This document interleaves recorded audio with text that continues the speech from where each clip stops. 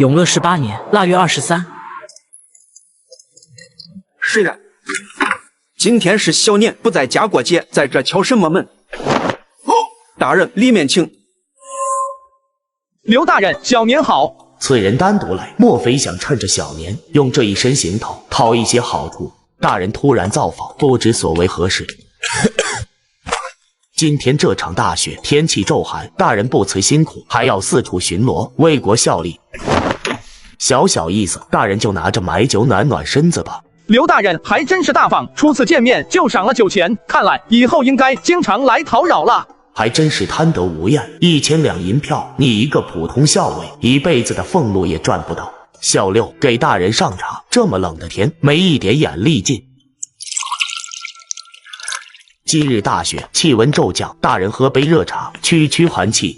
这茶嘛，我就不喝了。怎么，大人对我这茶叶看不上啊？这可是真正的西湖龙井，是我那在扬州出任知府的同窗，前一阵子专门托人捎来的。哪里的话，茶是好茶，只是我这肠胃不行，越是高品质的凉茶，喝到我的肚子里，越是和毒药一样，非得闹上3、4天肚子不可。既然大人喝不了这龙井，那我就让小六重新给你泡一碗3炮台。这茶非喝不可吗？大人，这是小的一片心意。那好，天冷了，你这跑前跑后很是辛苦，这碗茶我就赏给你了。来，喝了它。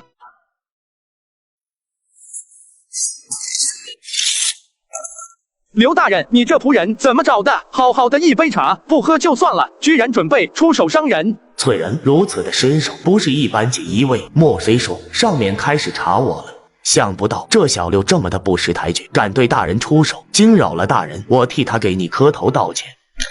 起来吧，不要装模作样了。茶碗里的毒药是你让下的吧？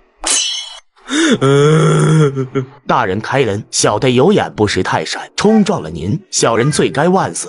将你所有贪污的银票、账目都放在桌上吧，免得以后抄家麻烦。我今天来的目的，我想你也应该知道，这么多年了，你隐藏的挺深。当初在皇上还是燕王的时候，北平被困，你可是给敌军押运过粮草啊。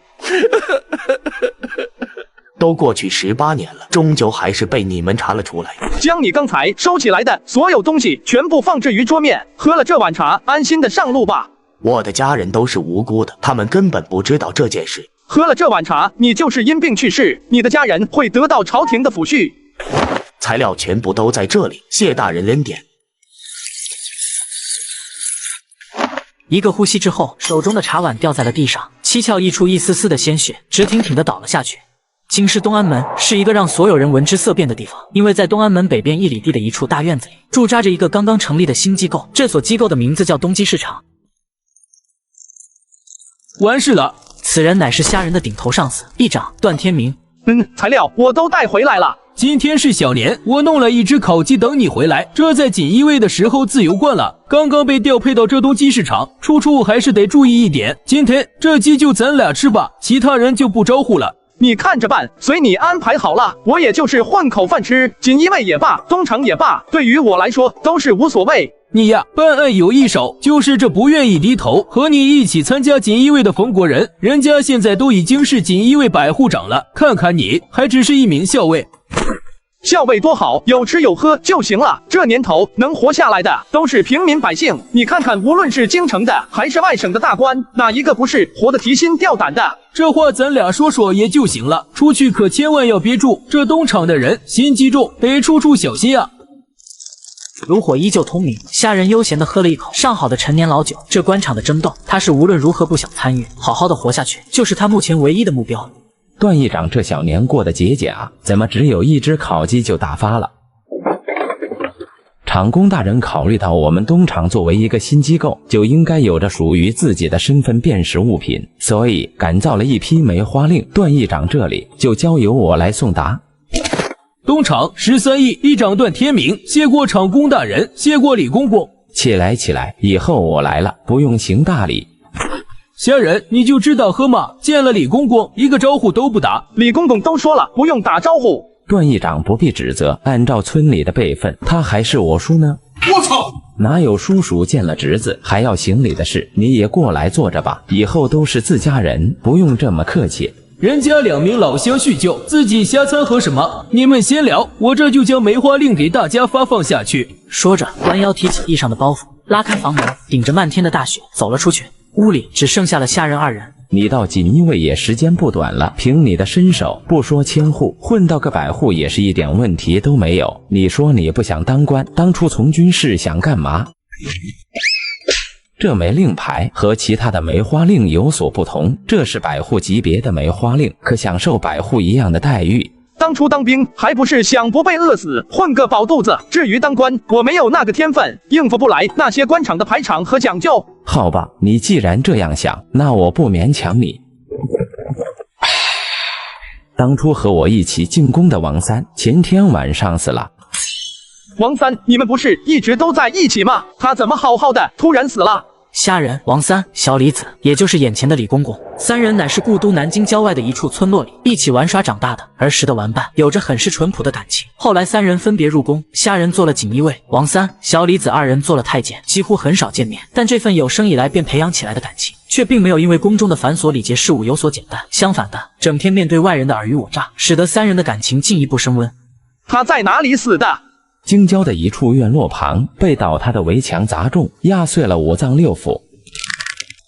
当时现场都有什么人？连同王三，还有2名太监，他们都死了。他们为何去郊外？奉长公之命，去送一封重要的密函。密函啊，是否被人拿走？没有，密函还在他们身上。正因为如此，长公才认为这只是一场意外事故，并没有进一步调查。你认为是不是意外？我感觉不是，因为我去抬王三尸体的时候，发现那坍塌的院墙并不是老旧院墙，自然坍塌的几率不大。那你回去有没有将此事汇报长公？只要密函还在，我们这些小太监的命哪里值得长公大人派人去调查事情的来龙去脉？虾仁不再说话，看着火炉中那恍惚的火光，虾仁的思绪回到了10年之前。那一年，王三15岁，自己11岁，小李子10岁。看到朝廷贴出招收太监的告示，再看看后面的待遇，王三经过一个晚上的思想斗争，晋升做了太监。第2年，在王三的指引之下，小李子晋升入宫。后来，剩下一人在社会上苟延喘息的虾仁，经常吃不饱饭，可他怎么也不愿意为了活命而去晋升入宫。13岁的时候，王三通过自己的门路，给虾仁在锦衣卫里谋了一份清扫卫生的职业。由于天生有习武资质，又很是刻苦，15岁便正式加入了锦衣卫，成为一名最低级的普通校尉。可以说，没有王三，就没有虾仁的今天。你能不能弄到王三的卷宗？这个恐怕很难。无论如何，要拿到王三最近执行的任务记录，当天那道密函的内容也要想办法搞到手。只要不占用东厂资源，长公大人那里应该可以通过。你现在就去办。好，最迟明天早上，你要的东西我一定送到。这家伙身手也是进步不少，只是王大哥也是有着一身的好身手，怎会被一堵围墙夺去了生命？李公公走了。走了。我们13亿一共97人，这梅花令却只有96枚。我还打算问他一下，是不是搞错人数了？没错，刚才我那一枚梅花令，李公公已经给我了。我就说嘛，人数这种小事，上面怎么会搞错？来，我们继续喝酒。最近我有一点事情要去办理。李公公授意，不是一点个人私事。好，你去忙吧，有事我通知你。是夜，虾仁躺在床上辗转反侧，难以入睡。听着窗外北风的呼啸，虾仁又想起了许多年前那个同样下着大雪的夜晚。京郊的一处破庙中，几天没有吃东西的自己，躲在一处柴火中，瑟瑟发抖，饥饿、寒冷几乎要夺去自己的生命。趁热吃了这个烧鸡，明天随我去锦衣卫驻地，我给你谋了个差事。再这样混下去，你不是饿死，就得冻死。无论你是谁，害了王三，我就要你的9族一起陪葬。清晨，大雪骤停，整个京城一片银装素裹。你要的东西我都弄来了。今天天晴了，外面特别的冷，你要去那个地方查看吗？注意安全，我还有事，不能在这里久留。去吧。年关将至，街上行人匆匆。东安门地处皇城边缘，乃为京城繁华地带，街上更是繁华异常。虾仁一路沿着东安门外的大街，一直向城外走去。1个时辰之后，虾仁来到了王三出事的地方。此地乃是一个距离京城较近的小镇，倒塌的院墙已经被人清理。老人家，这旁边的院子多久没有住人了？这房子没人住都10几年了。前几天这里发生了一场意外，老人家可曾知道？知道啊，院墙倒塌，3名宫里的太监被倒塌的院墙压死，凄惨呐。当时您老人家也在附近。当时我正在院里劈柴，只听见轰隆一声，这刚修好没多久的院墙就倒塌了，吓得我赶紧出来查看。当时是个什么情况？您能说具体一点吗？我出来的时候，官道上3匹官马被倒塌的院墙惊得撒腿就跑，其中1匹还差点将我撞倒在地。那些官马可是日行百里的良驹，多亏没有撞到您。客官这是干什么？又没撞到我，不需要您赔偿我。拿着吧，虽然没有撞到，但也是惊吓了您。这些碎银没有多少，这不是马上过年了，置办一点年货吧。我出来的时候，马匹跑掉以后，整条街上一片尘土，只听见三儿在那里大声喊叫。三儿是谁？镇上的一个孤儿，7、8岁，靠着街坊邻居的施舍，苟延残喘的活着。谁报的官？不知道谁报的官，人挖出来的时候已经过了3个多时辰，3人脸色煞白，身上没有任何的伤口，都是被活活捂死的。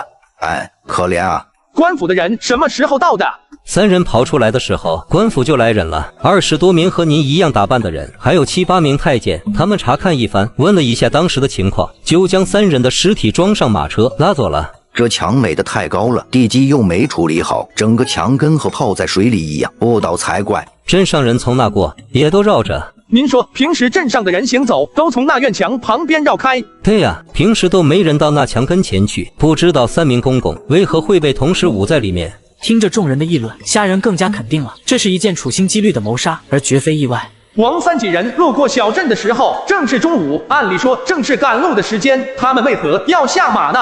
你们是不知道，那3人骑马都已经过去，却又返回来的。小兄弟，你说那3人骑马都已经过去，却又返了回来？我不叫小兄弟，我叫三儿。那3人已经过去了，墙脚下拴着的那条大狗叫了一声，带头的人便勒住了马，回头看了一眼。然后呢？然后那人就下了马，牵着马走了回来，另外的2人也跟着下了马，走了回来。他们是去看那狗吗？是的，那是一只一直在镇上流浪的大狗，不知道为何那天会被人拴在那里。那狗是什么颜色？一只大黑狗，4个爪子白色，胸口有一撮白毛，2只耳朵直直的竖着。按照三儿的描述，这只狗和没加入锦衣卫以前陪伴自己的大黑几乎一模一样，而王三回头的原因，就是因为这只狗的眼色。说白了，是因为王三对自己的感情。你可以将当时的情况详细的和我说一遍吗？不要怕，我当年和你一样，也是一个没有家的孩子。这马上过年了，你有地方去吗？没有。咱不说当天的事情了，我先带你去吃一顿饱饭，然后再买一身新衣服和鞋子。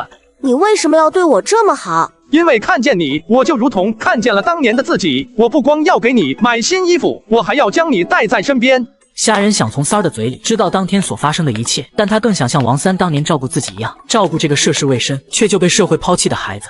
大人几位？就一个孩子。这个野孩子什么时候时来运转，攀上了一位官府的人？大人里边请。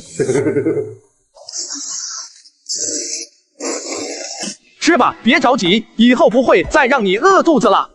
那墙底下被捂死的人是你的朋友吗？为什么会这样认为？你们都是好人，真正的好人，不像有些人人前一套，人后一套。什么人？人前一套，人后一套呢？就像镇上的张善人，大家都叫他善人，其实他坏得很。说说看，他怎么坏了？有一次，连续几天没有吃到东西，我肚子好饿，就想着上张善人家讨一口吃的。兔崽子，再敢上门乞讨，就要了你的命，赶紧滚！从那往后，我再也不敢上他家乞讨了。就算他家每月一次给穷人发放馒头，我也不敢去。以后咱不用再讨饭了，也不用那么的惧怕张善人。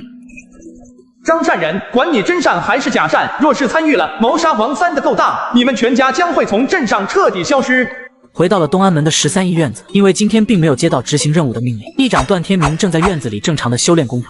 虾仁，这孩子谁呀？这是我弟弟三儿，没有人照顾，我想将他带在身边，不知道议长同意吗？看你说的，你弟弟就是我弟弟，也就是13亿所有人的弟弟，那就和你住一个屋，咱13亿养一个孩子，还是没有问题的。好，你这都将人带回来了，还问我同意不？我能不同意吗？我敢不同意吗？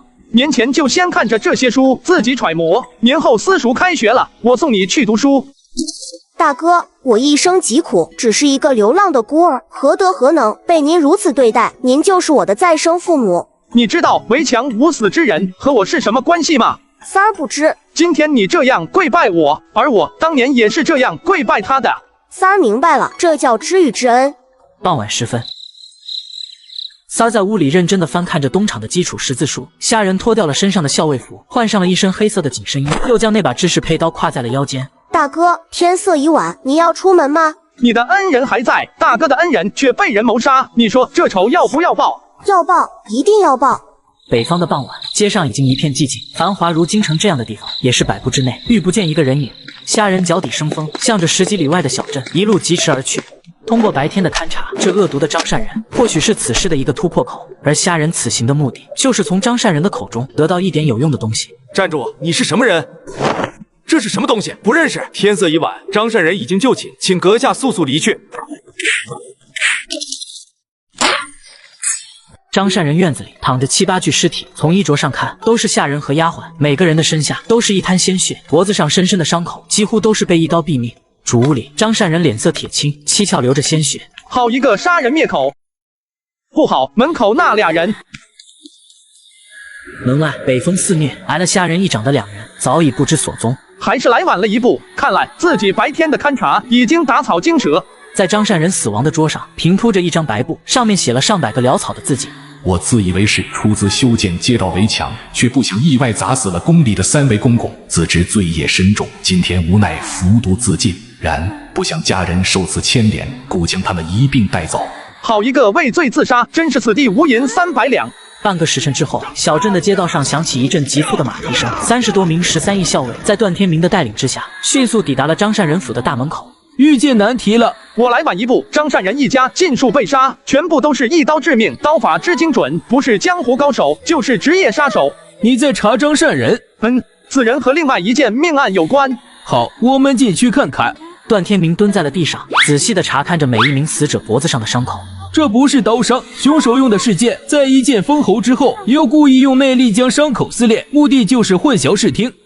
这个我刚才已经查看过了，凶手是仓促作案，临时制造了张善人畏罪自杀的现场。无论是那张善人手中的鬼头刀，还是毒药瓶，都是有人故意摆放而已。这个现场已经没有可以参考的线索。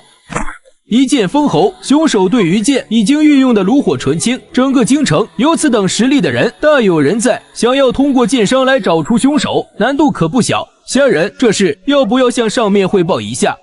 叫你来的目的就是处理一下这些尸体，向上面汇报的事情我亲自去。东极市场，一名身着蓝色飞鱼服的中年太监，头顶蓝黑色官帽，缓缓地走了出来。属下东极市场13亿校尉虾仁叩见厂公大人。起来吧。谢厂公大人恩典。这么晚你来，是为了王三被害的事情。听小李子上报，这件事的侦查过程中，又引起了另外一桩命案。回厂公大人，正是这样，各种迹象表明，此次针对王公公的是一个极大的势力。若是一直查下去，或许会牵引出更多的命案。属下特此来向厂公大人汇报，请大人定夺。极大势力有多大？有皇上大吗？皇上将这个摊子交给咱家，咱家就要对皇上负责。查，给我查个水落石出。无论对方有多大势力，你时刻记住，你身后站着的是东极市场，是皇上。是，属下一定一查到底。瞬间，虾仁感觉浑身充满了力量，腰板挺得笔直。回到13亿自己住所的时候，三儿早已经睡着了。今天自己刚到小镇上查看现场，凶手就对张善人杀人灭口，这么迅速的动作，只有2种可能。一是自己到达小镇的时候，凶手就混迹在人群之中，注意着自己的一举一动；还有一种可能，那就是东厂内部有问题。若是在东厂内部有暗线，那么这个隐藏的暗线到底会是谁？大哥，你什么时候回来的？我一直等你，不小心睡着了。我刚回来，你快睡吧，不用担心我。时间久了，你就会了解，大哥的职业夜不归宿很是正常。可是天已经黑了，外面那么冷，你不回来，我还是有点担心。那个欺负过你的张善人，全家都被人杀了。他虽然欺负过我，可我还没记恨他到这个程度。再说了，他也确实为镇上做过许多好事，每个月2次的发放馒头。虽然我没有去领过，可是其他领了馒头的人都吃得很高兴。那你说他是一个坏人还是一个好人？他给更多的人馒头吃，应该算是一个好人吧。三儿，就你的了解，张善人在镇上有没有仇家？仇人我虽然不知道，那王家一定很嫉妒他。怎么个嫉妒？主要是有一个大官，每次来镇上的时候都会去张善人家，不去王家，这才是王家最嫉妒的地方。大官？你怎么知道是大官？当然是大官了，每次来的时候都坐的轿子，旁边高头大马的人护卫着，看起来好有排场。腊月的京城已经是冷到了极致，虾仁一身便装，背上背着一把黑漆漆刀。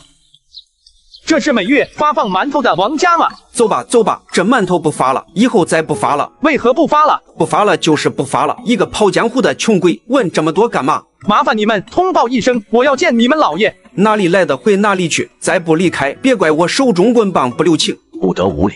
王管家，见你们老爷，问几句话。侠士里面请。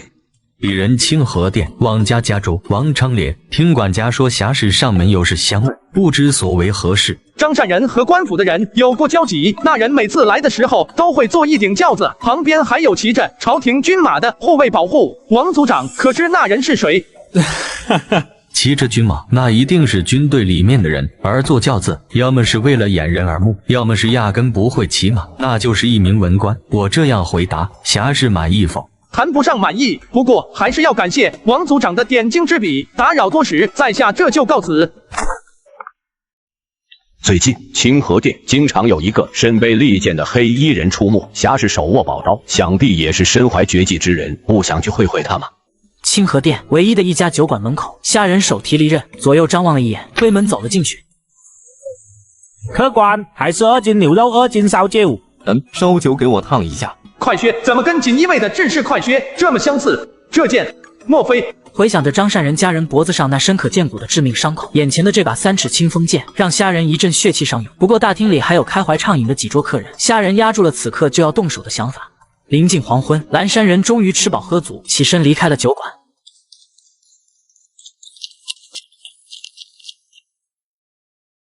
你是谁？你又是谁？哼！一名小小的东厂校尉，连东厂督工都不过问的事情，你却要刨根问底。既然你跟了上来，我就送你去地狱过年吧。你识得我的身份？东厂的快靴虽然便于行动，但也暴露了你的身份。你这锦衣卫的快靴还不是一样，将你的身份暴露无遗？不一样，识得我身份的人都会明明白白的死去，而你也不例外。我踩！你还不拔刀？我的刀是用来杀人的，不是用来虚张声势的。好，那你就继续做吧。你不是东厂的普通小尉，你到底是谁？你不是说我脚上的是东厂快靴吗？怎么这么快就否定了自己的判断？我判断错误不可以吗？可以，谁一辈子还不犯几次错误？可今天你犯的错误，或许会要了你的命。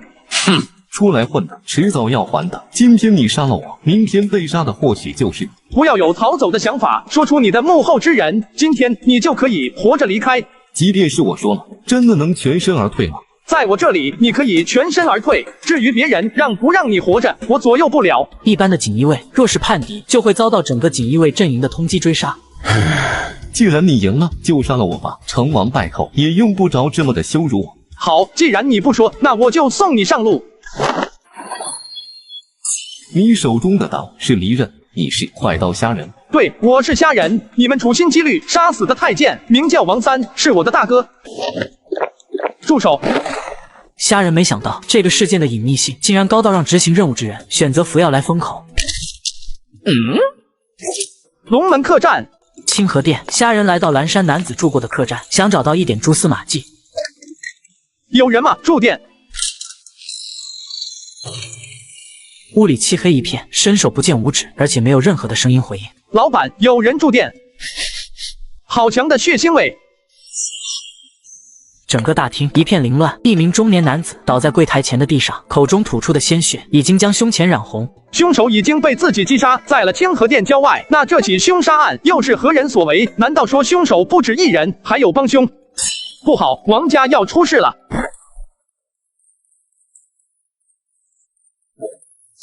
还好王家没有出事。这是发生什么事情了？有人闯入王家，欲图谋不轨吗？大家不要紧张，现在没事了，都回去吧。老爷，夫人先回房休息吧。安排众人都离开了客厅，王族长回头看向虾仁，侠士为何又去而复返？王族长，可以坐下说话吗？可以，侠士请坐。王族长，刚才我看众人一脸的紧张，是否发生了什么事情？闯进来2个毛贼，欲对王家动手，幸亏二弟一直习武，才让王家上下幸免于难。您说的是王管家？对，二弟自幼不好读书，却对习武情有独钟。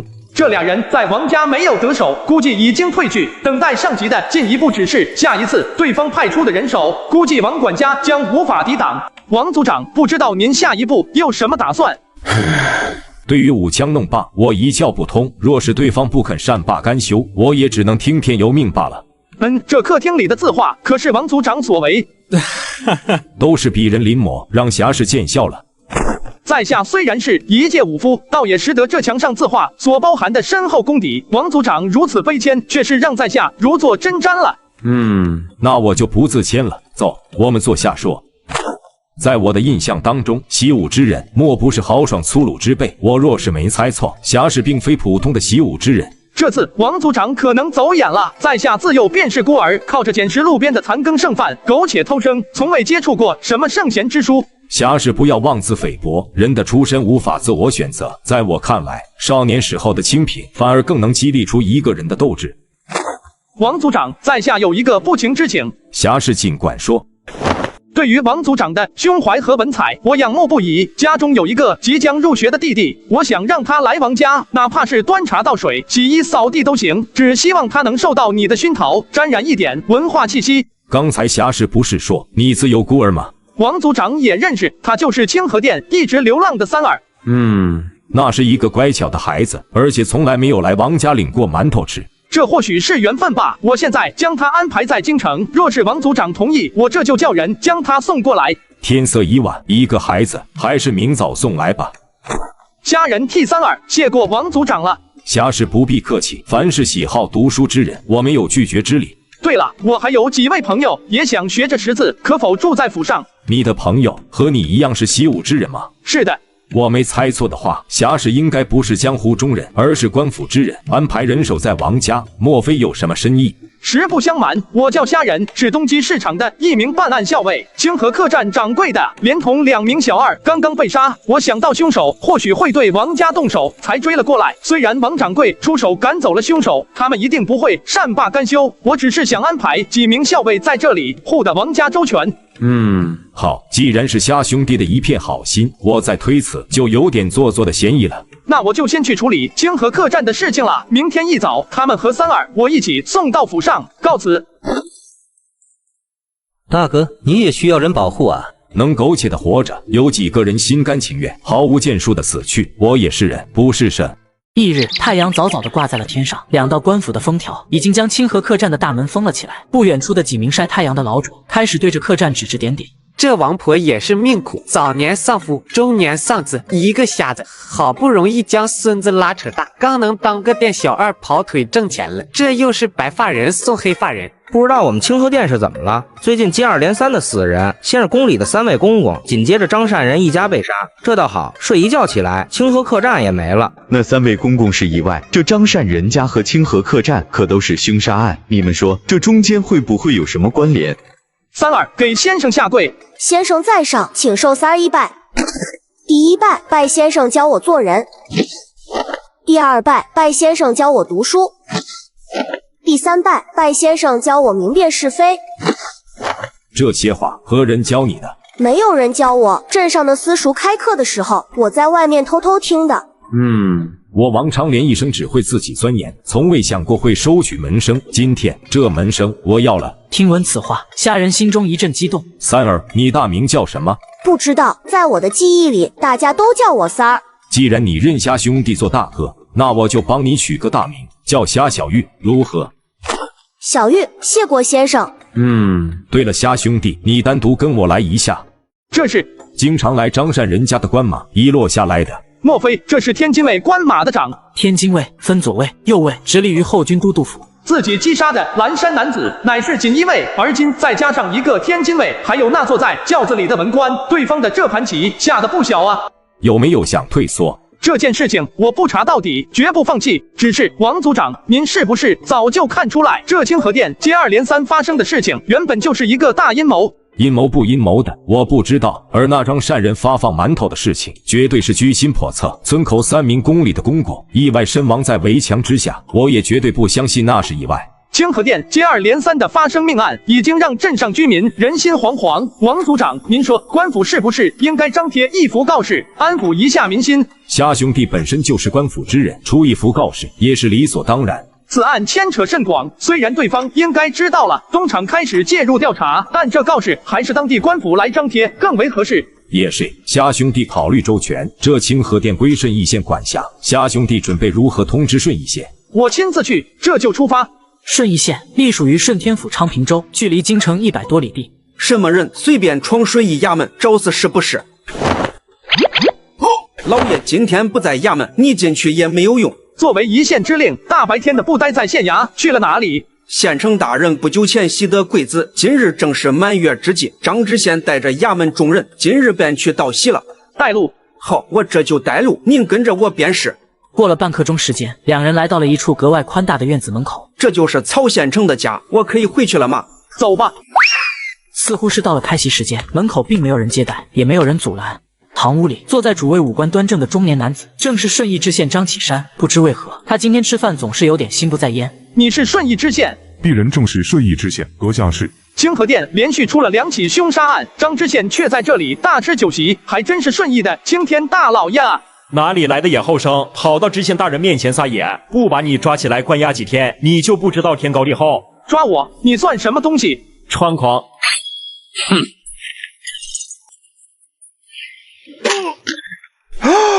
阁下稍安勿躁，这清河店距离顺义县城路途遥远，您说的这凶杀案没有人上报，衙门真的不知情吗？路途遥远，凶杀案已经发生了3天有余，顺义县的日常巡查都没有去过吗？还是说这朝廷规定的每天小巡，2天一大巡，在顺义县只是个摆设？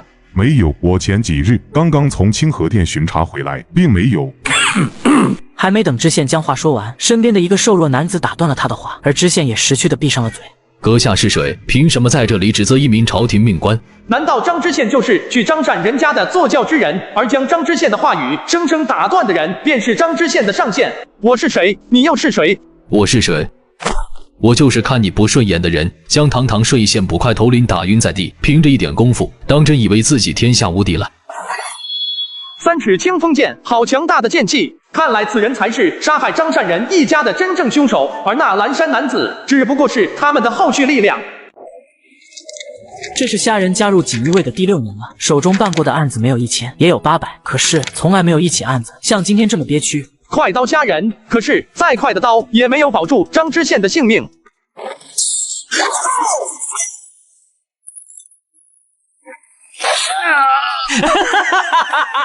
早在动手之前，他就将嘴里毒药装置咬破了。不要做个冤死鬼，快告诉我此人是谁！像虾仁这种身份，只要将东厂的梅花令出示，完全可以掌握一切的主动权。可他没有。顺义县城曹望恭迎知州大人。起来吧，先进去再说。张知县灵堂前。张贤弟，说好的今年一起回江南过年，你这却先走一步，在那边照顾好自己。过年的时候，我再给你点上香烛。说完，再次鞠了一躬，转身去了县衙大堂。不是还有一名参与打斗之人吗？在哪里？启禀知州大人，那少年就在县衙门口，带进来。片刻功夫，虾仁被带进了大堂。堂下何人？清河店人虾。清河店距离顺义县城110里地，这即将过年，你大老远的来到顺义县城，所谓何事？清河店连连发生2起凶杀案，镇上居民人心惶惶。我来此的目的就是希望县衙过去查看一番，并张贴一副安民的告示，好让老百姓有个过年的心情。那2起案子不是有其他官府已经处理，为何还要来顺义县讨要安民告示？处理是处理了，可是并没有昭告民众。现在整个清河店人心惶惶，大白天的都闭门不出，所以我才来到了顺义县衙。没看出来，你年纪轻轻也懂得体恤百姓。这次张知县的案子，我已知道详情。你虽然没有救人成功，却也是伤人在先，功过相抵。你回去吧。那这清河店的安民告示呢？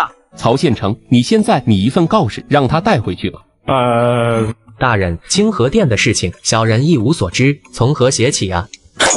废物，一个安民告示都不会写，你这县城这么多年是怎么当的？小人知错，小人知道怎么写，小人这就去写。东厂处理清河店的事情，从未向任何官府通报，这知州大人却说有其他官府处理了，这消息从何而来？上方的知州虽然堂堂正正的坐着，后背却是一阵发凉。眼前的少年能和锦衣卫的死士一决高下，身手显然不凡。从服饰还是兵器看，此人应该不是东厂校尉。再说了，若真是东厂校尉，早已坐在了自己位置，怎会站在这里任自己问话？大人，安民告示已经拟好，交给他，让他带回清河店，自己张贴。这不合适吧？官府的告示，我一介草民哪有资格张贴？哼！曹县城安排2名衙役一同去清河店张贴告示。是。本大人已经命2名衙役去清河店张贴告示，你还不放心吗？没有不放心，不过我在想，若是清河店居民向2位衙役大人问案子的具体情况，2位大人能否答得上来？罢了，曹县城，你就亲自去一趟清河店。这次来到顺义县，整个案情更是明朗了许多。目前虾人已经有了3个方向：锦衣卫、天津卫以及那说漏嘴的昌平知州。这3个势力都和王三的死有着或多或少的联系。张知县每次巡查的时候都坐的轿子，而现在让曹县城骑马，确实是有点遭罪啊。以前那是时间充裕，今天已经是腊月27，要是坐着轿子去清河镇，这年恐怕要在路上过了。县城应该是朝廷的8品官员吧？每个月的俸禄有多少？混口饭吃，一家老小饿不死罢了。这张知县平时一个人外出巡查，也不带曹县城嘛。说起张知县，还真是让人惋惜。到顺义县上任3年，几乎可以说两袖清风，就这么走了，我的心里确实是有点难过。才3年时光。是啊，张知县是扬州人，和昌平知州大人是同乡，上任以来兢兢业业，爱民如子，却落得这般下场，实在是让人想不到啊。听着曹县城的这一番话，虾人脑海的思路越来越清晰。应该是昌平知州或者他的上级授意张知县对清河店破旧房屋进行整改，同时推荐了张善人可以对此提供捐助，并且现场监督完工。所以每次巡查清河镇，张知县必到张善人家以表感激之情。京城的除夕之夜热闹异常，所有京城的居民都上了街，将脖子高高扬起，观看着空中那绚丽的烟花。对于大明子民来说，春节就是1年中最隆重的节日。皇城中的一处空地上铺着厚厚的红色地毯，一身黄色龙袍的明成祖站在红毯之上，一手背在身后，一手遥指远处的烟火，和身边的百官谈笑风生。诸位爱卿，我怎么感觉今年这烟花比往年更为灿烂？这璀璨的烟花预示着我们大明子民的日子红红火火，大明的国力万代强盛啊！说得好，我大明的江山万年不朽。在这灿烂的烟火之下，一行30余人的快马轻骑从13亿的驻地出发，一路向北疾驰而去。城中心的一处宅子里，知州段世雄坐在自家的堂屋里。原本想着今年可以回老家扬州过年，临时接到上面的指示，所有的朝廷官员原地过节。什么人？不好，夫人，快去后院给你岳父发求救信号。你们是何人？夜闯知州宅院，胆大妄为！还真是贵人多忘事，前几日刚刚在堂上对我进行了审问，这几日不见，段知州竟然没有印象了。您是老眼昏花，还是做贼心虚，故意当作不认识啊？人瞎，竟然是你！我当日并没有为难于你，你这是要干什么？纠正一下，我不叫人瞎，我叫虾人，东厂13亿校尉。哼，东厂又如何？我可是昌平州的父母官，是朝廷任命的5品官员。虾人没有作声，将手轻轻一挥，身边的数名校尉瞬间散开，各自冲进了一处房间。请问我犯了什么罪？除夕夜你就带着人闯进我的宅院，上镣铐！你们要干什么？凭什么给我戴镣铐？我岳父可是朝廷3品大员，延庆卫指挥使黄大人。段世雄为官10余载，他心里清楚，这镣铐一旦加身，想要摘下来难如登天。你岳父是延庆卫指挥使，当真还是一个大官？哼！我岳父和锦衣卫指挥使平起平坐，你们东厂凭什么无缘无故的拿我？也是，锦衣卫在朝廷大员的心目中，无不是提及就心惊胆战。你岳父和锦衣卫指挥使平起平坐，看来是有几分实力。那你还要抓我？若是现在退去，我可以当之前之事没有发生。愣着干什么？铐上！你们这是犯上作乱。大人没有搜到和此事相关的书面证据，更是连过百的银两银票都没有搜到。押着犯人，我们去州衙。你们有何人证？有何物证证明我是犯人？没有证据，谁给你们的权利随便抓捕一名朝廷命官？东厂刚刚成立不久，你可能还不知道，东厂抓人不需要证据，带走。慢着，这位一定是段知州的夫人了。你家老爷犯了重事，至于你们这些家眷，稍后锦衣卫便会来抄家，顺便一起带走，不用焦急，还有相见之日。这位官爷，你们口口声声自称东厂之人，即便真有东厂存在，凭什么我们就要相信你们就是东厂之人？夫人乃是女流之辈，按照大明律令，我并无义务向你普及关于东厂的一些常识。若是夫人想借此来拖延时间，我倒是可以给你一个机会，你们留下4人看守人犯，其他人去州衙给我翻个底朝天。是。我要是没猜错，夫人应该已经通知了你父亲延庆卫指挥使黄大人，这会他应该已经在前往昌平的路上了。虾仁是大明的一名锦衣卫，不久前自己的发小被无辜害死，在虾仁的重重调查下，如今查到了一名知州身上，而知州的岳父正在快马加鞭的等待。发小的死究竟会掀起大明怎样的浪潮？阁下是何人？段师兄乃朝廷五品官员，为何被镣铐加身？东厂校尉看见那黝黑铸铁的腰牌，老者心中一紧，似乎是有点不甘。东厂办案，下官冒昧打扰，这就离去。来都来了，也不急于这一时半会。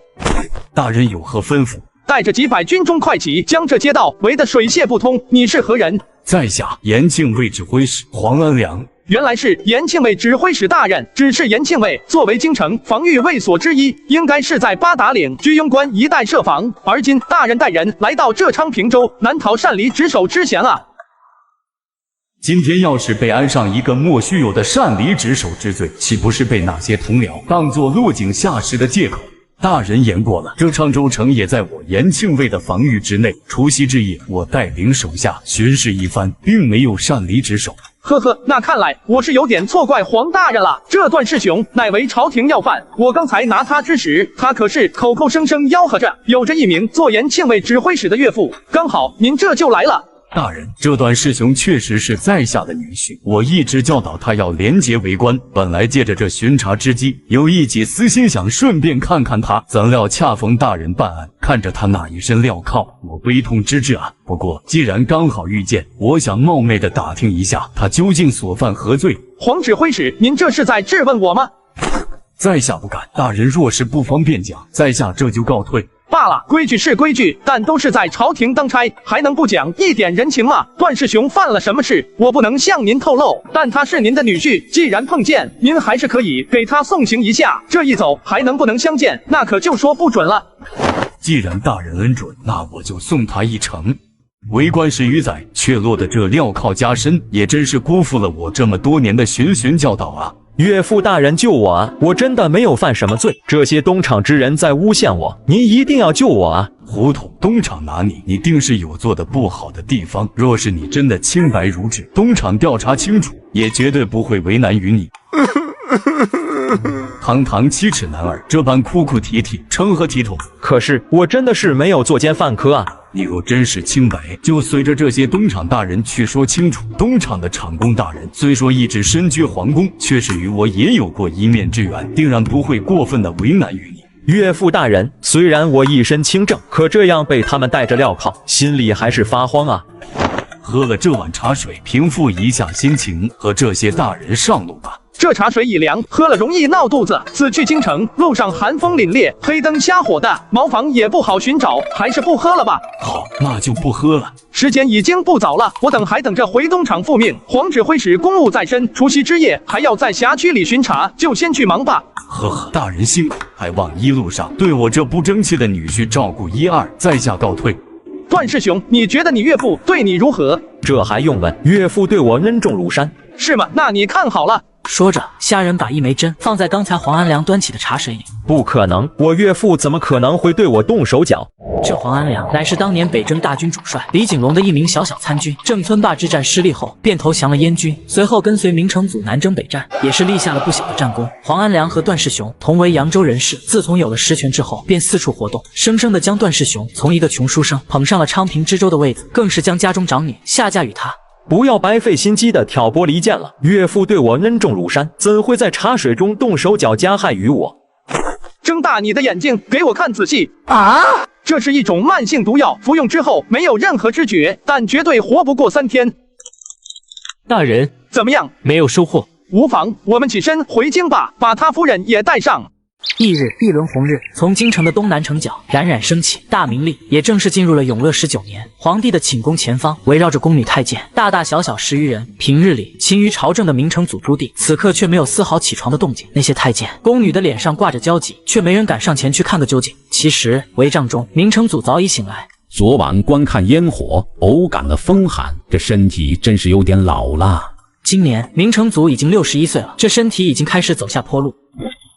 自己一生兢兢业业，都在为大明社稷着想，但靖难之役或多或少都让世人对自己颇有言辞。皇上，您醒了。传司礼监小林子来，与朕说说话。是，奴才这就去传林公公。东安门北一处深藏在巷子里的大院，坐在大堂里，岳飞画像下，东厂督工林尚礼端着一碗香茗，美滋滋地抿了一口。昨晚下人连夜向他汇报了王三案的进程，想不到背后竟然牵扯到了延庆卫、锦衣卫。看来还真如皇帝所言，锦衣卫里隐藏的蛀虫不少。长工大人御前王公公，请您去皇宫一趟。是小厮呢？他人在哪里？在厂门口候着。小厮，这么早，皇上找我有什么重要的事？没说有什么事，只说想找你聊聊天。今儿皇上是不是与往日有所不同？一大早的召唤我，自从迁都北京以来，这还是头一遭。皇上一直都是5更就起来批阅公文奏章，今儿太阳升起，都还没有起床。没有起床，你都不知道上前查看？奴才哪敢啊！自从锦衣卫指挥使纪纲被正法以后，皇上就吩咐，没有他的召唤，任何人不得靠近龙榻。皇上这是心中不安啊！来到皇帝寝宫后，并未见明成祖的身影，只有2名宫女收拾着明成祖那巨大的龙床。皇上呢？洗漱完毕，直接去御书房了，说是让林公公直接去御书房便是。直接去了御书房，皇上没用早膳。好几个月，皇上已经不用早膳了。这么大的事，你怎么从未对我提起？林公公息怒，皇上吩咐他不食用早膳的这件事，不许告诉任何人。起来，随我去御书房。明成祖有一个不成文的规定，凡是他在御书房的时候，外面不许有任何的吵杂之声，唯独贴身太监王小四和司礼监掌印太监林尚礼可以例外。皇上，小林子看您来了，进来吧。皇上，您这刚刚起床就来到御书房批阅公文奏章，是不是忘了用早膳了？今日起床甚晚，没有用膳的欲望啊。这样可不行，忘记用膳对您的脾胃有百害而无一利。早上起来嘴里发苦，就是这早膳送到嘴里也是苦的。那有何难？西域进贡来的蔗糖甘甜可口。小厮，让御膳房煮一碗银耳莲子羹，多放点蔗糖，趁热端来。是，奴才这就去吩咐。小林子，你是永乐元年入宫的吧？皇上可真是有心人，连奴才的入宫时间都记得这么清清楚楚。这么一算，你也跟着朕第19个年头了。你说说，在你的心里，朕算不算一个合格的皇帝？皇上7岁才有了名字，17岁便离开太祖，又回中都凤阳，这一住又是3-4年。27岁就翻燕京北平，这期间2次率军北伐，招降蒙古，生擒北元，锁临铁木儿。在其他人还在太祖跟前撒娇的时候，皇上已经率兵征战沙场。这历朝皇帝除了太祖，还有谁可以和皇上您相提并论？这些都是父皇的安排，也是我作为一名藩王的职责所在，并没有什么表功的地方。朱棣做燕王的时候，所有的事情都好说；做了皇帝以后，所有的丰功伟绩也可以手到擒来。唯独这靖难之役，林尚礼却是丝毫不敢提起。皇上，请用早膳。几口子下去，那碗莲子羹已经空空如也。吃饱了，朕开始批阅奏章，你就在旁边陪朕说说话。今儿我在这里伺候皇上，你先下去吧。你说这靖难之役，朕发起的是对是错？你说这靖难之役，朕发起的是对是错？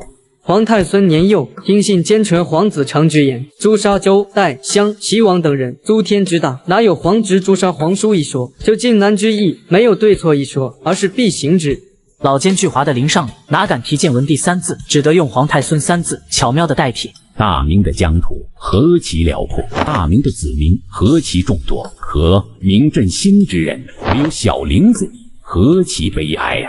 大明的子民都能看见皇上的一片苦心，那些流言蜚语不过是一些居心叵测之人故意制造的罢了，而这些人也就是东厂重点盯着的对象。东厂的事务可进入正轨，有没有什么新发现？昨晚京城燃放烟花之际，东厂已经将昌平知州拿下。昌平知州所犯何事啊？勾结锦衣卫、严禁卫，制造意外事故，来阻止东厂向下属各邑发布命令。小林子啊，你看那株红梅是不是要开了？梅花香自苦寒来，这梅花一开，就意味着春天将至，也意味着我大明王朝的蓬蓬生机。这红梅朕喜欢，和旁边的那株腊梅朕不喜欢。回皇上，这腊梅乃是当初修建新都时整体设计的，皇上若是不喜欢，奴才这就命人将它移走。朕不喜欢的东西，移到哪里都不喜欢，将它毁去。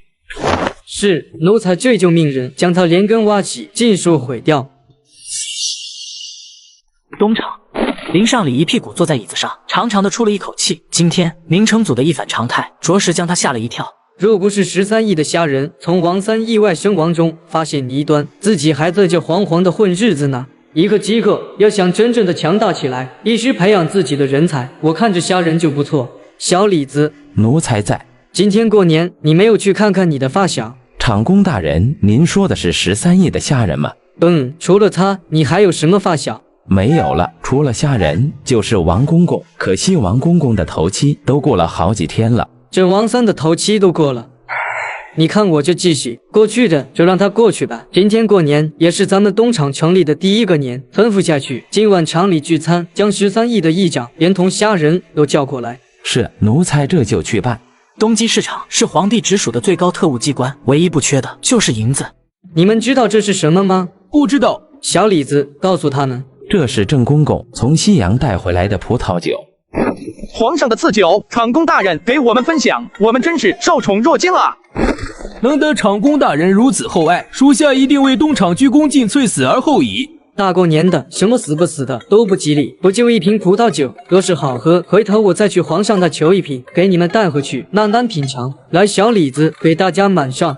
看着琉璃杯里那鲜红的葡萄酒，不知为何，虾人的脑海里浮现出无事献殷勤，非奸即盗。这东极市场和锦衣卫相比，虽然更为精炼一点，可也有20多个议长，今天怎么只请了13亿？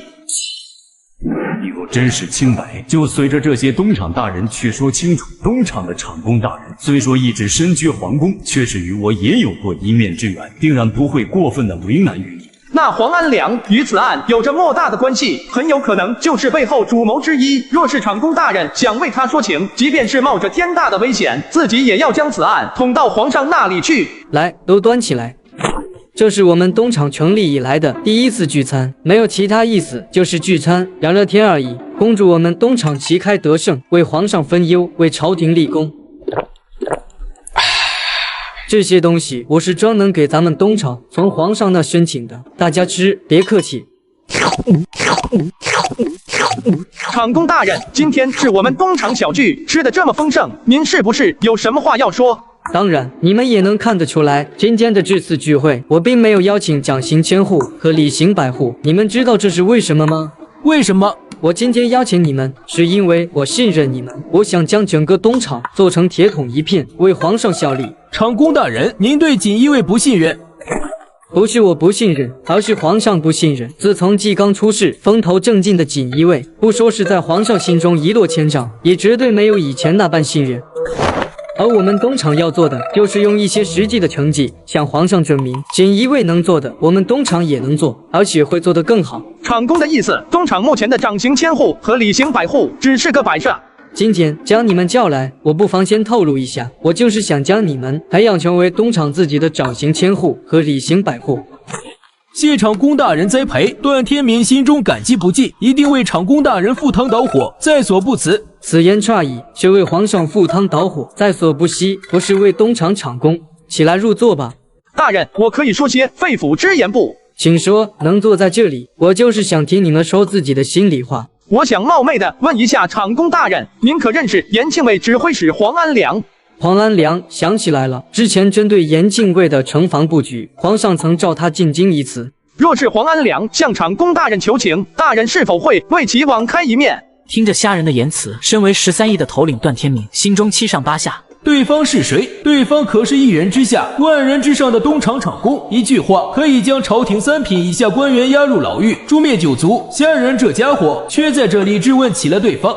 面对虾人的提问，林尚礼明没有生气。黄安良为何要向我求情？因为昌平知州段世雄是黄安良的女婿。哦，是这么一层关系啊！你可知道为什么在东厂的大堂里，我要悬挂岳飞画像？属下不知。皇上赐予我们东厂无上的权力，我们就要像岳飞一样精忠报国，死而后已。别说一个小小的延庆卫指挥使，就是6部大员、皇亲国戚，只要是触犯了法律，我们东厂都要将其拿下。一句话，先斩后奏，皇权特许。厂公如此深明大义，为国尽忠，属下刚才唐突了。起来起来，心有疑虑就要问清，你并无唐突之处。我依着延庆卫指挥使，既然是案犯的岳父，就将他一并拿下吧。属下遵命。这个案子牵扯绝对不会小，若是能尽数侦破，咱东厂掌刑千户的位置非你莫属啊！属下对于掌刑千户一职并不太在意，只要能做一名东厂校尉，有事可做，有口饭吃就满足了。一座四周竟被东厂校尉把守的小院里，这是东厂临时关押重犯的地方。怎么，你这是要绝食，自己寻死吗？我到底犯了什么罪？你们将我抓来？你知道你们害死的东厂太监是什么人吗？他是我大哥，给我了第2次生命的大哥。我知道你们只是一个参与者，而不是真正的幕后黑手，所以只要你告诉我你所知道的一切，我保证你可以活着出去。什么东厂太监？我不知道。既然你一心找死，我也没有办法，我可以放你回去，但等着你的是你岳父的督察。哼，不要给我玩什么障眼法了，岳父大人一直都在我的视线之中，哪里有下毒的机会？凡是进了东厂的人，我有上万种方法让他开口，而这种劝说的机会，每个人只有一次。可是我真的没有看见岳父给茶碗里下毒啊！我没说毒是你岳父下的，是你夫人黄氏。我没猜错，你夫人跟你是2婚对吧？她的第1任丈夫是谁？违反军纪被岳父大人处死的。我惧怕岳父的实力，可又渴望得到权力。你可曾想过，黄安良可以下令处死自己的第1个女婿，为何不能用毒酒毒死自己的第2个女婿？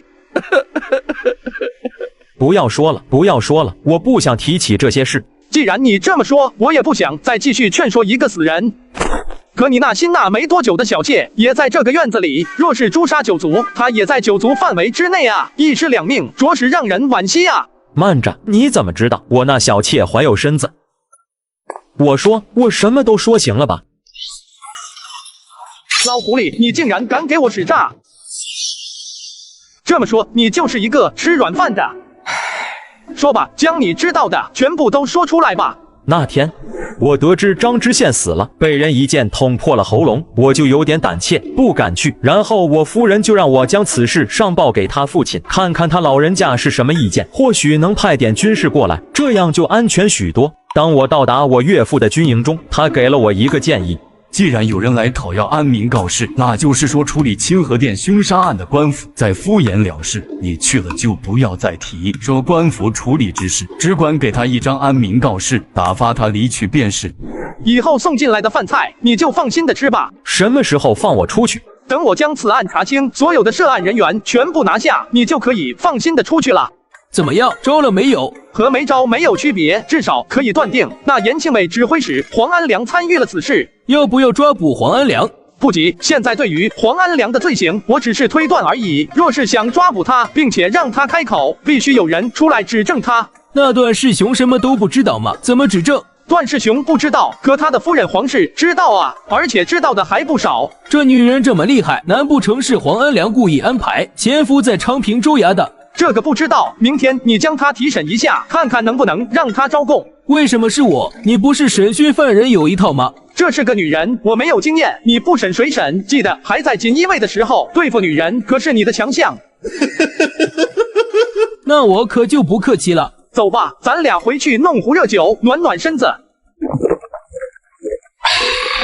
你说，若是我们真成了东厂的千户、百户，那些锦衣卫曾经排挤我们的人，会不会从此以后见了我们刮目相看？你就这点出息？皇上建立浙东鸡市场，目的就是监督并制衡锦衣卫，同时清除一切对朝廷心怀叵测的人。你的意思，东厂的权力比锦衣卫大？不是我的意思，是皇上的意思。虾仁，你有没有想过，此事最后要是牵扯到了皇亲国戚，我们是否要及时收手？我不收手，不将此事查个水落石出，我绝不收手。但若是皇上让我们收手呢？皇上绝对不会这么做，他只怕我们查不出来。此话怎讲？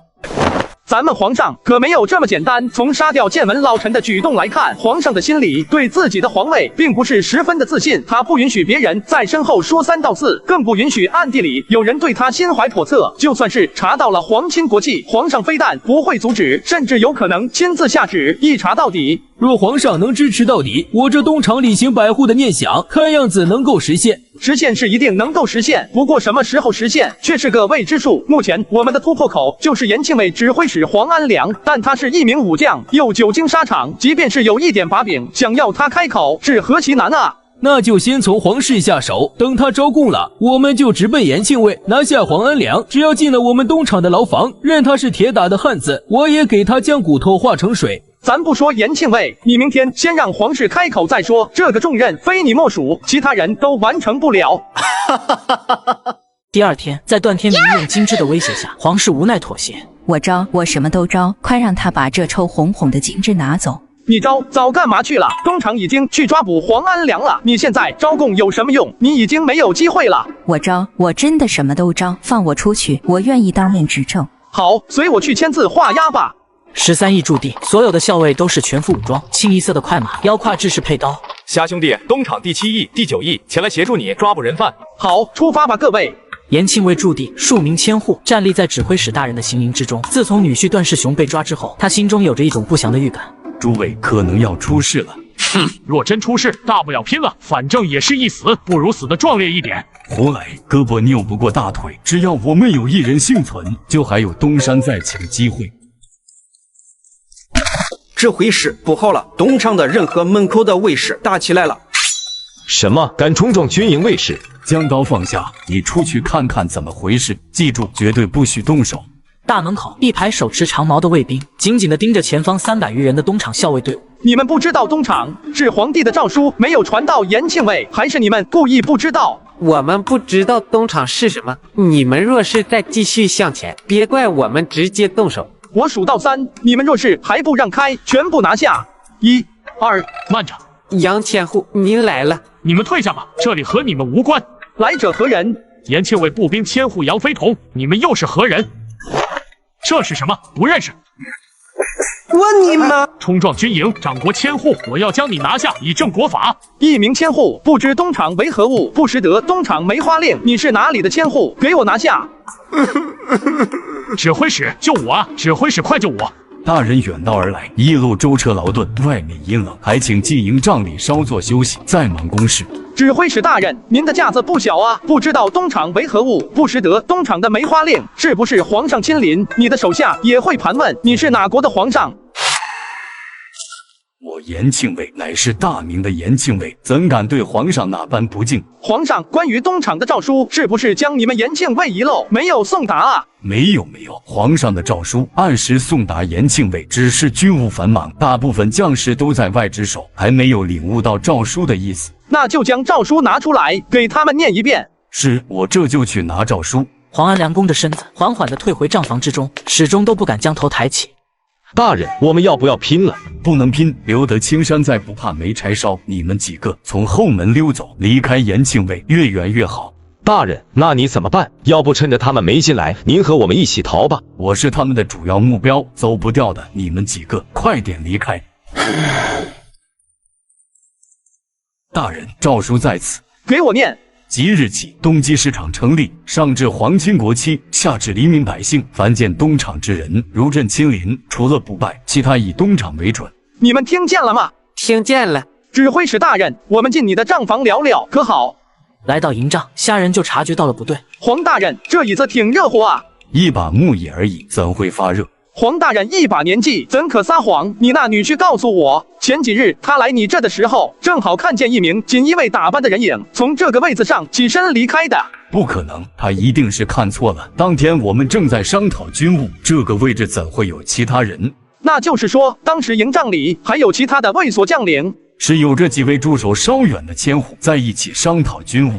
他们驻守哪里？可否将他们传来？既然你和你女婿，一个说有锦衣卫的人，一个说没有人，那你俩说话都不作数了。我想问问在场的其他人，你俩谁在说谎？听闻此言，黄安良的额头开始冒出细密的冷汗。若是将几名千户带走拷问，整个事情都会大白于天下。他们都驻守较远，一时半会回不来。没关系，我可以等。来人，传令下去，命孙千户、赵千户、蓝千户、欧阳千户速回行营。是。眼看着太阳渐渐偏西，还是没有等到那4名千户回来的消息。黄大人，你这几名千户平时也是这么久都回不来吗？不是，按照平时的速度，早就回来了。老狐狸，你竟然敢给我使诈！听见里面的动静，外面一直按兵未动的几名东厂议长手握利刃就冲了进来，带上镣铐押回东厂。问你们，他是东厂一名锦衣校尉，兄弟的离奇死亡让他彻查到底，而事情背后的竟是皇亲国戚。身为锦衣卫的他，究竟会掀起大明怎样的浪潮？麻烦2位议长将这黄安良押回东厂，路上一定要小心谨慎，绝不能出任何差池。虾兄弟放心，我们200多人押解一名罪犯，一定将他安全的送进东厂大牢。虾仁，我们留在这里干什么？兵分4路，分别去4名千户防守的地区，看看他们到底在干什么。一旦见到，就地抓捕。13亿的100多名校尉顷刻间分为4路，在昌平州一家酒楼里抓捕到孙千户，又在一名狱卒家里抓捕到蓝千户。看看我们身上的制服，你有没有一点似曾相识的感觉？你们不是锦衣卫？我们的制服是在锦衣卫的基础之上略微做了一下改变。你的回答离答案已经很近了。你们是东厂校尉，你们是东厂的人。说出这句话的时候，蓝千户感觉站在地上的那双腿已经不是自己的了。我是被逼的，我也不想加入他们。我是被逼的。起来，你这个懦夫，敢做助纣为虐的事，却面对不了失败的事实。既然被你们找到，我也没有什么好说的。这句话还像个男人，真不知道你这千户的名头是不是花钱买来的？想动手就动手吧，成王败寇，你不用在这里耀武扬威。一个阶下囚而已，想用这种方式来证明你的无声反抗，你活的还真是窝囊。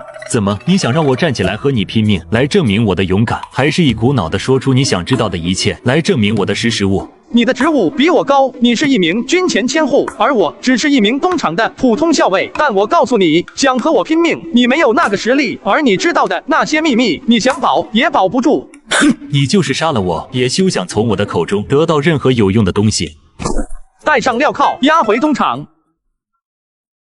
看你们近来笑容满面，这一次昌平州之行应该是有了不小的收获。又让厂公大人笑话了，我们都是粗人，心中的喜悦稍不注意就挂在了脸上。不过这次昌平之行还真是有了收获，抓到了严庆卫的2名军前千户。没有白跑就是值得的。不过这严庆卫的军前千户还真的参与了此事。昌平州距离严庆卫也有70、80里，你怎么能知道他们逃往了昌平？当时那4名千户应该是分散逃窜，在昌平州的2处不同地方可以抓获2名千户，也确实有一定的运气成分。而另外的2名千户却是丝毫没有下落，根本判断不出来他们到底逃往何处。这可不着急，此案涉及甚广，牵连颇大，一定要深挖，将所有隐藏在里面的黑暗势力一个不留的全部挖出来。有一件事在我心里纠结了很久，今天不说出来，感觉憋得难受。既然纠结，说明你还是不将东厂当成自己的家。既然是一家人，那就说出来，大家一起分析分析。经过最近案件的突破，加上清河店的种种迹象，我感觉这起案子应该是有着某些地方重合在一起的2个阴谋。具体怎么说？王公公的死，无非是他们借着意外事故来阻止东厂的正常指令下达。谁会这样做呢？有2种可能：一就是东厂的对头；2就是东厂的这道命令所涉及的内容侵犯的对象。你怎么越讲我越糊涂呢？说白了，就是有人和东厂作对，这是小打小闹；另外还有人和朝廷作对，这是大阴谋。你能说的再具体一点吗？有人在清河店毒害民众。这下我是听明白了，你是说有人在井水里下毒？我说的是思想毒害，井水里下毒，那叫阴谋吗？那叫犯罪。毒害民众思想，能这样做的，一定是个天大的阴谋。这件事，我若是没猜错，一定会牵连到皇亲国戚。所以我一直在想，若真的查到了这一步，我们该怎么做？到那个时候，只有禀明皇上，让皇上定夺了。走吧，去牢房看看。东厂的临时牢房一共也就10多间，而此刻有7间已经被人入住。俊一川，属下在。那黄安良官进来以后，有没有什么异常举动？回厂公大人没有异常，正常进食，正常作息，偶尔还在牢房里面活动拳脚。活动拳脚，这黄安良的心还真大。我看他要么有恃无恐，要么破罐子破摔。与其压抑的待在里面，还不如什么都不考虑，过一天是一天。你们在这里等着，我进去会会他去。锦一川，你也调到东厂来了？小声点，厂公大人在里面问话呢。你在锦衣卫不是混得挺好的吗？怎么也被调到东厂了？好啥好，还不是和你们一样，我们这些不会拍虚遛马的人，在锦衣卫永远都被排斥在外。排斥就排斥，在哪里还不是一样的混俸禄？这下好了，来了东厂，咱们又可以并肩作战了。看着你们和厂公大人挺融洽，我是基本上没有什么接触。这厂公大人人怎么样？人很不错，我原来想着这宫里的人肯定不好打交道，结果发现比咱们锦衣卫好相处多了。那就好，只要人好相处，这干活也有劲头。对了，这段师兄还有他那小妾，现在已经查处清楚，和此案基本上没有关系。晚些时候，你将他们调到一起看押吧。他那小妾怀有身子，让他们住在一起，也有个照顾。没有关系，那干脆释放得了，那用这么费事？怕啥？怕有人会对他们不利。虽然对他们最大的威胁黄安良已经被收押，可谁知道他会不会留了一手？这个老狐狸是一块难啃的骨头。他那闺女不是都招供了吗？直接对质就是。那供词只能证明黄安良的罪行，但若是想从他的嘴里得到其他有用的东西，想都别想。这还真是一只倔强的老狐狸。不过，若是站在他那方势力的立场上看待他，还是挺让人敬佩的。等等，你刚才说什么？若是站在他那方势力的立场上，虾仁闭上眼睛，脑海中快速的将这些看似不着边的逻辑思维一遍遍的过滤着。这黄安良是一名武官，对自己的女婿、闺女都能下得去手，却舍命保护着他身后的这个神秘存在。这应该是一种信仰支撑着他这么做，能让一名拥兵自重的3品武官这样舍身相保。这位神秘存在恐怕真的不是一般人物。难道是建文帝？这黄安良，我也是劝说过了，既然他选择了闭口不说，撬开他嘴的这个任务就交给你们了。厂公大人莫要难过，人各有志，各为其主。我们是为皇上办事，他也是为他那边的势力争取机会。若是他就这么容易就范，也不配和厂公您交往一场。话是这么说，可我的心里还是有点不舒服。拿着朝廷的俸禄，指挥着朝廷的军队，却做着损害朝廷的事。老子蜀道山，你说不说？你他妈倒是问呐！问你吗？翌日清晨，你无耻！你说了东厂是一个文明的执法单位，你居然给我动用私刑！快住手！快住手！我都说了，你就是个软骨头，好好的交代，哪会有这么多事？你好好反省，我明天再来看你。等等，我说，我全部都说。一会有人会给你送纸和笔来，你自己写下供词吧。望着虾仁的背影，蓝千户的心里说不尽的懊悔。随后，虾仁来到了关押孙千户的牢房。既然被你们抓来，就是因为我有过错，究其原因已经没有多大意义，该如何处置，你们就处置吧。对于一个久经沙场、常年浴血奋战的男人来说，头割了不就是碗大个疤？可若是背上一个造反之罪，被株连九族，不知道孙千户是否还能这般坦荡？孙千户，你想背着造反的罪名窝囊的死去吗？可是说了半天，你无非就是要我招供嘛？为何要和黄安良同流合污，共同反对朝廷呢？我从来没想过反对朝廷，难道你说的造反之罪，就是认为我要反对朝廷？莫非是说这几名千户根本不知道黄安良的真正阴谋，只是个工具人？既然没有反对朝廷，我想不明白孙千户还在顾虑什么，而不敢说出延庆卫之外黄安良对你们其他的交代。当初对于这件事情，我们可都是起过事的，若是说出来，那叫背叛。你可知道这件事情，你们只是一个工具人而已。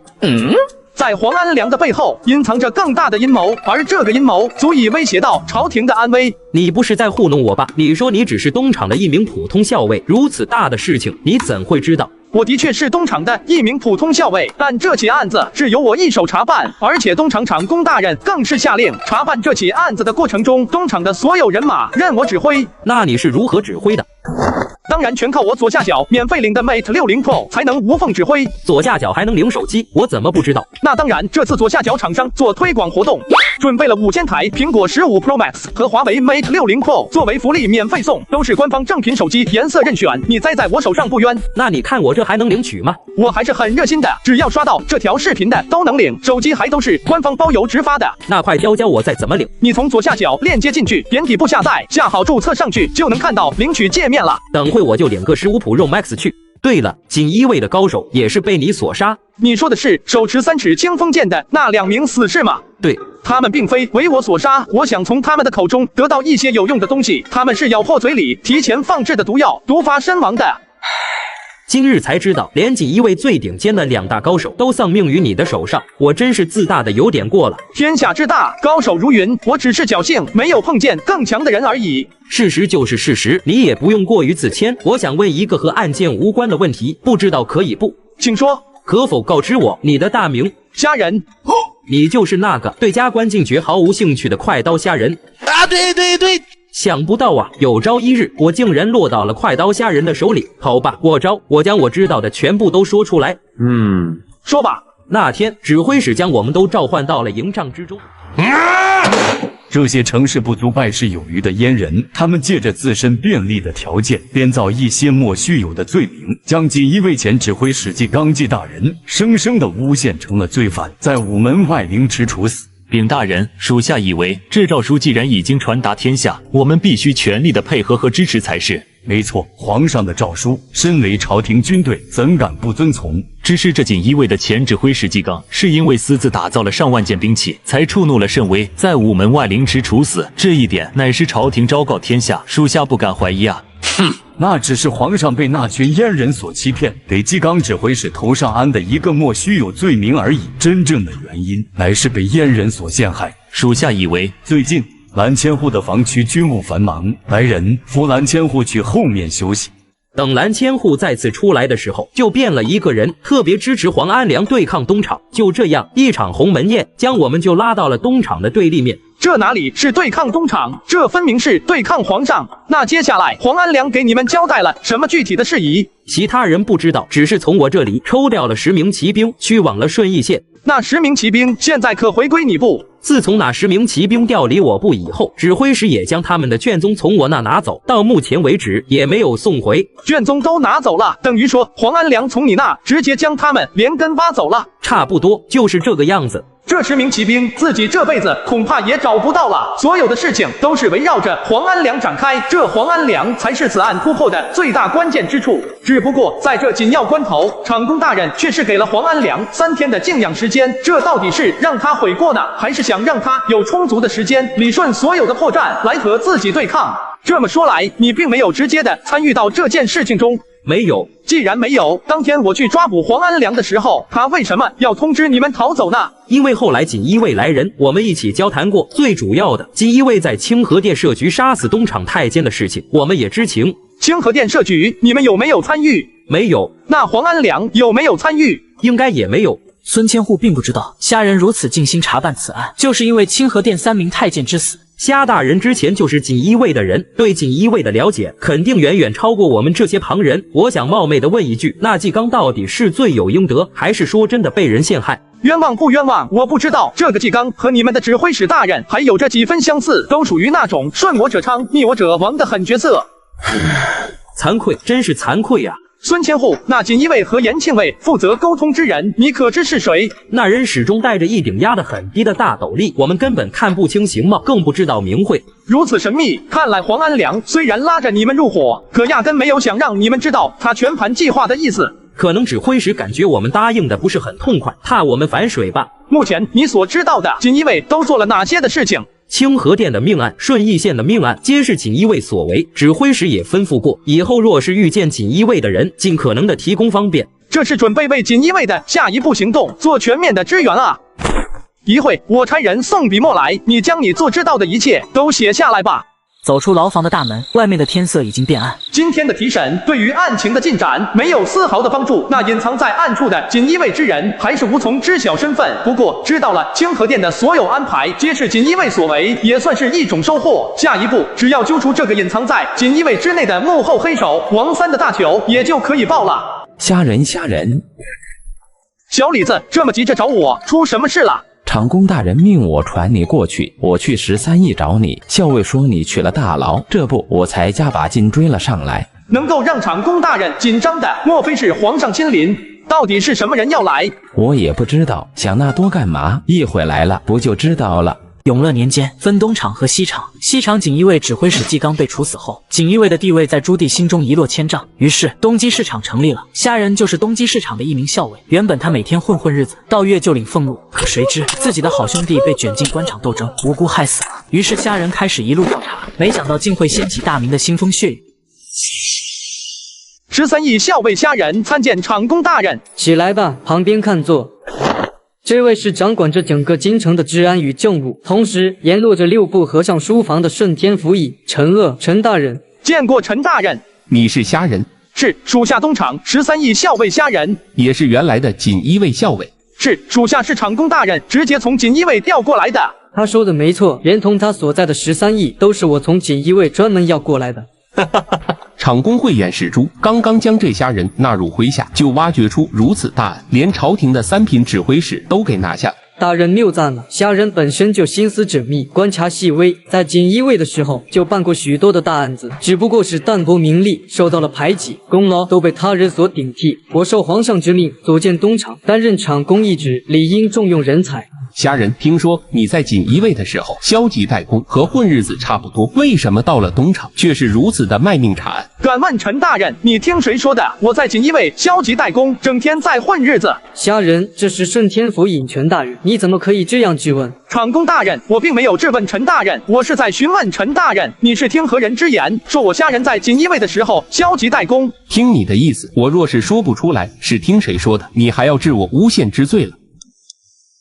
好好的气氛，随着几句话的不对，突然间到了水火不容的地步。你连日劳累，看你的脸色，也一定是没有休息好，下去休息吧。慢着，回答我刚才的问题。若陈大人只是听说而已，我肯定不会与您一般见识，更不会告你什么诬陷之罪。只是我有一点始终想不通，我一个小小的普通校尉，何德何能，竟然值得顺天府尹在百忙之中专门跑去听说？你还真没说错，来此之前，我确实去了一趟锦衣卫，对你的过往了解了一番。陈大人，你感觉我这一身衣服怎么样？一件破校尉制服，什么怎么样？这就是一件普通的校尉制服，能怎么样？既然我穿的是一件普通的校尉制服，那么你希望在锦衣卫我能有多高的评价？何况我没有拍马溜须的习惯，从不受人待见。不要强词夺理，我去锦衣卫的目的就是不相信一名普通的校尉如何能挖出这么大的一个案子。按照你过去的表现，你不应该一路尽心的查办下去才对。陈大人，你这样说话有点过了。林公公，你这是准备护犊子了。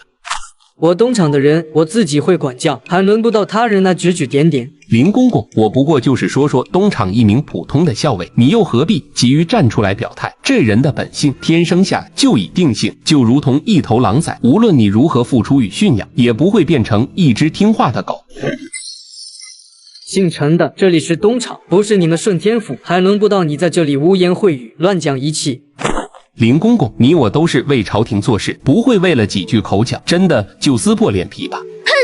虾仁，我再严肃地问一下，你为什么对此案如此上心？我之所以查办此案，是因为对方设局杀害了我们东厂的3名公公，其中1名乃是给了我虾仁第2次生命的恩人。于公查办此案，是我作为一名东厂校尉的职责所在。于是我要为我的恩人报仇，这就是我全力侦破此案的原因。不知道我这样的回答，陈大人是否满意？好，你的这个回答我很满意。林公公，今天叨扰多时，我也就不在你眼前继续碍事了，告辞。御书房里，明成祖朱棣正伏在那堆满公文奏章的案几上，翻阅着新晋递上来的奏章。皇上，顺天府尹陈鄂大人到，让他进来。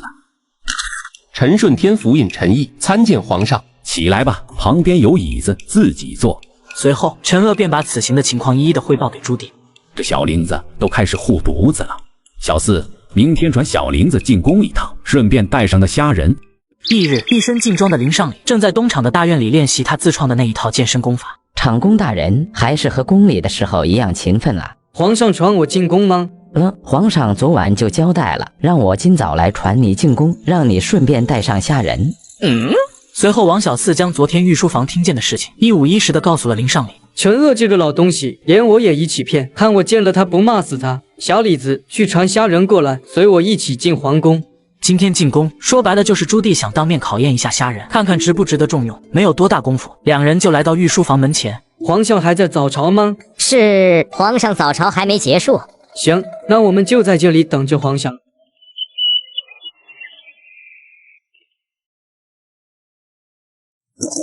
臣参见皇上。东厂13亿校尉虾仁参见皇上。都起来吧。谢皇上。走，我们一起去后花园走走。小林子，你多久没有陪朕一起来这后花园了？有些时日了，皇上一直忙于朝政，难得空闲下来。这紫竹和朕还有着一段渊源呢。朕4、5岁的时候，那时候太祖还在征战天下，大哥带着朕去往河边玩耍，遇见了一条疯狗。那疯狗跑上来，冲着朕的小腿就是一口。回家后便开始发烧，后来请了镇上的郎中来看，其中一味药就是这紫竹的根。大哥感觉没有保护好朕，心中惭愧，便主动去挖了许多的紫竹根回来。若是没有这紫竹根，可能就没有今天的朕。皇上乃是大富大贵之人，所以这紫竹也因此而沾上了皇上的贵气。你说反了，是朕沾上了这紫竹的福气。小林子，来和朕说说，这后花园中哪一处景致你认为最好？奴才以为刚才皇上站立的那座拱桥是整个后花园里最美的地方。哦，说说理由。站在这拱桥之上，居高临下，整个后花园的风景尽览无余，桥下的湖面更是广阔壮观，这就预示着皇上明察秋毫，胸纳天下。好，说得好。虽然朕一向不喜欢听一些拍马溜须之词，但你的这番话，朕还是很受用的。虾仁，你们的场公大人替你开了个头，这下该你说说哪一处景致你最为满意？回皇上，在属下的眼中，这后花园中最美的就是那一片紫竹林。这就是一片自然生长的紫竹林，它美在何处？因为这片紫竹林代表的是皇上的心。说说看。皇上治理天下，雷厉风行，对外扩展疆土，对内发展生产。在外人的眼里，皇上不讲情面，但是治理国家讲的是朝廷律令，而不是情面。虽然世人都认为皇上铁面无私，他们却不知道皇上也有着柔情的一面。皇上能记着紫竹的恩情，只因为皇上威严肃穆的表面下是有着一颗感恩的心。一个雄霸天下、高高在上的人，还有着一颗感恩的心，只因为他的心底永远有着善良存在。虾仁的脸上一片诚恳，朱棣坐在那方木上，久久没有说话。莫非是上天眷顾自己，专门给自己送来这么一个优秀的人才？虾仁了，东厂的这起案子一直是你一手查办，听小林子汇报，已经牵连到了2处卫所。是延庆卫指挥使黄安良罪证确凿，已经被缉拿归案。虽然有目标指向锦衣卫，但具体是谁还没查清楚。好，若是将此案查得水落石出，你想要朕怎么奖赏你？查案乃是属下的职责所在，属下不敢向皇上要求奖赏。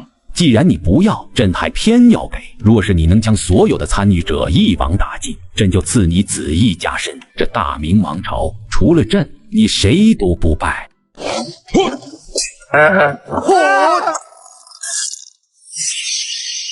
从皇宫出来，虾仁晒着中午的太阳，打量着街道两边的店铺。这皇上还真是小气，眼看到了晌午，也不留人吃一顿皇宫的饭。这不是虾仁吗？调到了东厂混得不错吗？这一身校尉服都如此崭新。张百户这一身官服，精神的紧啊！此人是张有德，锦衣卫之前的一名议长，在和虾仁一起执行任务的时候，发生过一点小摩擦。我这身衣服穿了也有几个月了，倒是你这身校尉服，是不是刚刚定做的？哦，张议长都荣升百户好几个月了啊，那恭喜恭喜！一名小校尉，见了军中百户还不参拜，想动手吗？都是为皇上做事，不要动刀动枪的。虾仁，你这见了上级行礼，是到东厂才学会的吗？东厂的太监不是最懂礼仪吗？怎么没有把你教会呀？要我看啊，再过一点日子，东厂娘声娘气的说话方式，他应该都能全部掌握。东厂之人除了皇上谁也不拜，莫非张百户感觉自己和皇上都可以平起平坐吗？好一张伶牙俐齿的嘴！别说是你，就是你们的指挥使来了，我也不拜。东厂就是东厂，和锦衣卫没关系。在东厂的眼里，锦衣卫和天津卫、延庆卫没什么区别。问你吗？虾仁，不要狗仗人势。东厂的上层是那一群太监，你一个小小的普通校尉也敢如此口出狂言，恐怕被人打死在这街道上，东厂都不会在乎你。那你打一个试试看。哼，既然那群太监没有教导好你，那我就替他们管教一下。虾仁，你居然敢和老子动手，老子今天要杀了你！你在狗叫什么？都给我上，出什么事我兜着。眼见对方抽出了兵器，虾仁脸上的笑容渐渐消失。所有的锦衣卫校尉都惊呆在原地，一动不动。锦衣卫是吧？我看你们谁敢动一下！虾仁，我和你拼了！啥呀？不知道你花了多少的银子买了个百户，就这点三脚猫功夫，也敢拔出绣春刀来丢人现眼？